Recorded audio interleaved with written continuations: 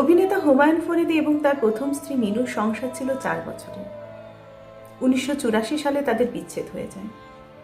সেই বছরই হুমায়ুন ফরিদি অভিনেত্রী সুবর্ণা মুস্তাফাকে বিয়ে করে নতুন সংসার সাজিয়ে বসেন। আর এই দৃশ্যটিকে দূর থেকে দেখে কষ্ট সহ্য করতে হয় মিনুকে। সন্দেহ নেই, পৃথিবীর ভয়ানতম কষ্টগুলোর মধ্যে একটি হলো নিজের প্রিয়জনকে অন্যের হতে দেখা। যে কষ্ট হুমায়ুন ফরিদি তার প্রথম স্ত্রী মিনুকে দিয়ে এসেছিল, সেই একই কষ্ট ফিরে পেতে তাকে দুযোগের বেশি সময় অপেক্ষা করতে হয়নি। 2004 সালে ফরিদিকে ছেড়ে দিয়ে নিজের থেকে 14 বছরের ছোট ছেলেকে বিয়ে করে ফেলেন সুবর্ণা মুস্তাফা।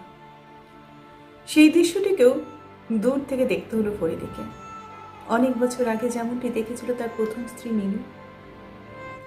বাংলাদেশের একটা জেলায় একটা ঘটনা শুনে শিউরে উঠেছিলাম।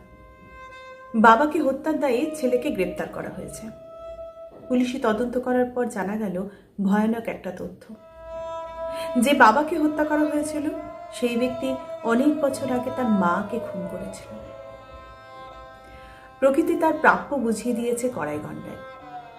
মানুষের চূড়ান্ত বিচারের জন্য ঈশ্বর পরকালের ব্যবস্থা রেখেছেন, কিন্তু অনেক পাপের শাস্তি তিনি এই দুনিয়াতেই দিয়ে থাকেন।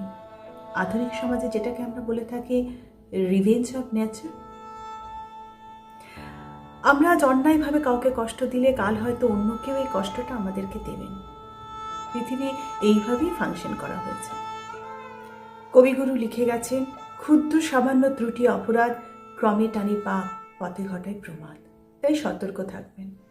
কাউকে ভয় করতে হবে না, না ঈশ্বর না মানুষ। ভয় আর সাবধান থাকবেন শুধু নিজের কর্মকে নিয়ে।